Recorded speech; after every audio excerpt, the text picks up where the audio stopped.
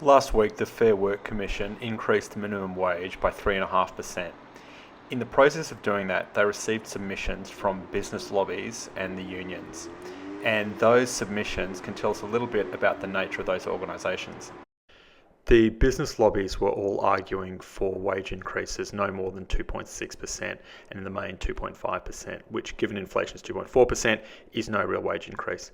This includes the Australian Chamber of Commerce and Industry, the Australian Industry Group, the Australian Retail Association, the National Retail Association, and the Council of Small Business Organisations of Australia. Business is normally a bit vague about the exact nature of its desire for lower wages. This is despite the fact that it's a pretty unremarkable thing. The great thing about the submissions made to the Fair Work Commission is it really makes things very clear because everybody has to come up with a number, and the lowest numbers are generally from the business lobbies. That's relevant to understanding migration policy in Australia because those same business lobbies are on the record arguing for higher migration. So in December 2022, for example, we see the Australian Industry Group applauding the government's increase in the permanent migration level to 195,000 places per year, but actually also arguing for that figure not only to be very high, but to be indexed to population, so it would grow year on year. And obviously, the housing crisis is much less about permanent migration, much more about temporary migration. But permanent migration still has an indirect incentive for people to migrate here.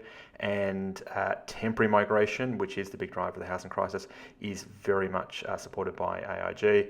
And they have a range of other issues where they demonstrate very strong support for high migration and for lower wage migration, such as the low TISMIT, which, to cut a long story short, encourages low wage migration.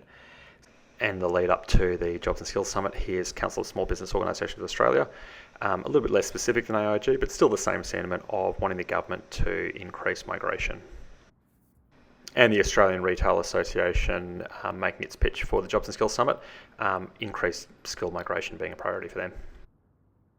Big business got most of what it wanted in the Jobs and Skills Summit with increased migration, but the lobbying has continued even afterwards. Here's the Australian Chamber of Commerce and Industry, for example, showing its preference for high migration, arguing for an increase of the permanent migration intake and for a continuation of the backpackers having a scheme whereby they could extend their visa if they worked in the country, which is, in both cases, are indicative of a support for high migration. In April of this year, both retail organisations, the National Retail Association and the Australian Retail Association, were both expressing public opposition to the proposals to cap international student numbers. So business is on the record arguing for wages to grow no more than inflation, which is to say low wage growth, and for migration to be high. So that doesn't prove or disprove anything. It's correlation, not causation. But it's a clue about what might be going on, which is that organisations that want lower wages seem to be the ones who argue the most for high migration. Which leads to the obvious question, what about the ACTU? Because the ACTU, the Australian Council of Trade Unions, it was arguing for higher increases to the minimum wage. So let's test our theory by asking what their position is on immigration. They don't have a sort of standing policy platform, but they were making submissions to the Jobs and Skills Summit in 2022 at the same time that AIG and COSBOA were arguing for an increase to the permanent migration intake.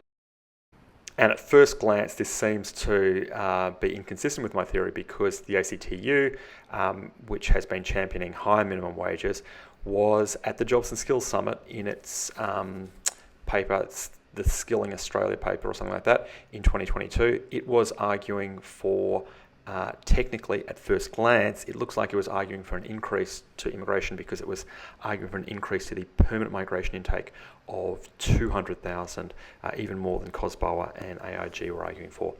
But the devil's very much in the detail. So if you have a look at point 18 of their submission, yes, they were arguing for an increase to permanent migration of 200,000, but that was conditional on all their other asks being met. And critically, point 12, they were asking for an increase in the temporary skill migration income threshold to average weekly earnings. And what that means is that any proposal by an employer for a temporary migration visa under the skilled program to come in under average earnings would not have been allowed. Long story short, this increase to permanent migration that the ACT looks like it was arguing for was conditional on ending low-wage temporary migration, and that temporary migration is far more relevant to the housing crisis and other factors than permanent migration, because the temporary skilled migration is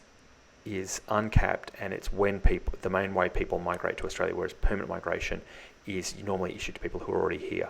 So the ACTU very much opposed to the sort of migration regime that AIG and COSBOA wanted. Understanding the role of business in migration policy is really important for understanding migration policy. Unfortunately, in Australia, it is possible for well-resourced vested interests to use the political financing system and think tanks to push an agenda from behind the scenes. Business is a really important part of modern Australia. They deliver the goods and services that make so much of life in Australia really good.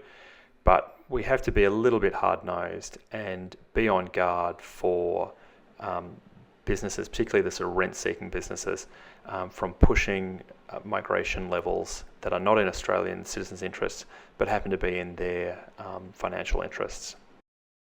If you'd like to support the work we do here at Low Migration Australia, please like this video, share it, subscribe to the channel, check out our website, lowmigrationaustralia.org, and please get in touch if you have any thoughts about this in the comments below or via the contact page on our website. We'd love to hear from you. Thank you.